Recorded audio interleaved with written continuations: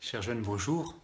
J'espère que ta rentrée, ta reprise des cours s'est bien passée hier, après ces 2 semaines de vacances pour Pâques. Au nom du Père et du Fils et du Saint-Esprit. Amen. Viens Esprit Saint, viens en nos cœurs et envoie du haut du ciel un rayon de ta lumière. Viens Esprit Saint. Prions le Seigneur. Seigneur, fais-nous déployer aux yeux du monde la vitalité du Christ vainqueur de la mort. Après avoir reçu le germe de sa grâce, que nous emportions tous les fruits, par Jésus-Christ, ton Fils, notre Seigneur et notre Dieu, qui règne avec toi et le Saint-Esprit, maintenant et pour les siècles des siècles. Amen. Dans cette collecte, aujourd'hui, nous demandons au Seigneur de nous permettre de déployer dans nos vies, aux yeux du monde, la vitalité du Christ ressuscité, le Christ vainqueur de la mort. Qu'est-ce que ça veut dire? Tout simplement, ça veut dire que tu es appelé à être témoin du Christ ressuscité. Dans le monde, aux yeux du monde, tu dois être témoin du Christ ressuscité. Tu dois montrer que le Christ est vainqueur de la mort, que le Christ est vivant, que tu y crois, et que ça change ta vie. Donc tu dois être témoin du Christ en disant ta foi. Dire que tu crois, que le Christ est mort et ressuscité par amour pour nous, pour chacun d'entre nous, pour nous sauver. Christ est mort sur la croix par amour, il est ressuscité pour nous redonner la vie, pour nous sauver de la mort et du péché.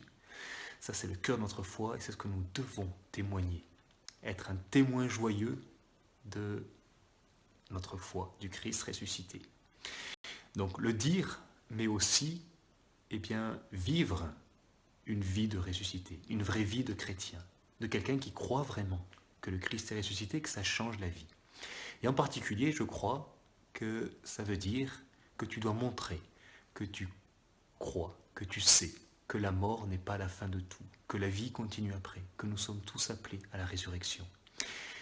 Et particulièrement en ce moment où la mort est rendue plus présente avec cette épidémie, cette pandémie, où on se rend compte que nous sommes mortels, que beaucoup du coup ont peur de la mort, peur de la maladie, ce qui est normal, il y a besoin que les chrétiens montrent, parlent de leur foi, disent qu'ils croient que la mort n'est pas la fin de tout.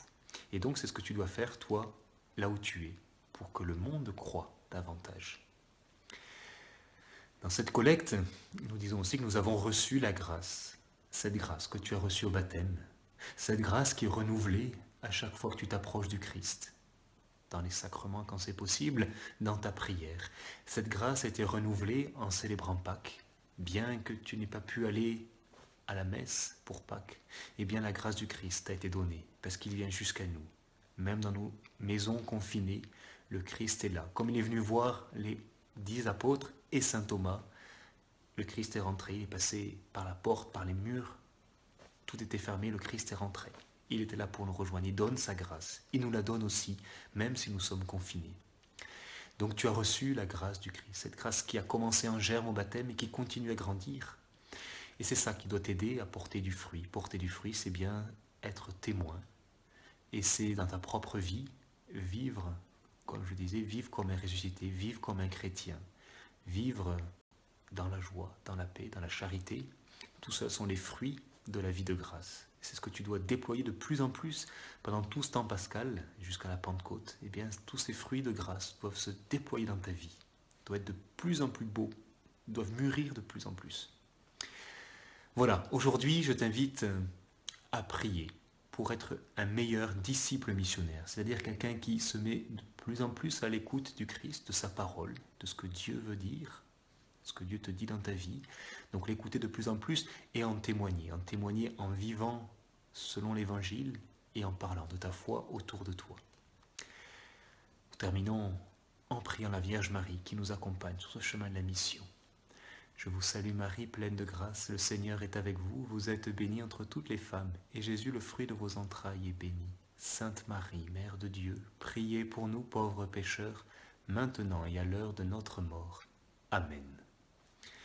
Au nom du Père et du Fils et du Saint-Esprit. Amen. Et je te souhaite une très belle journée, pour aujourd'hui encore.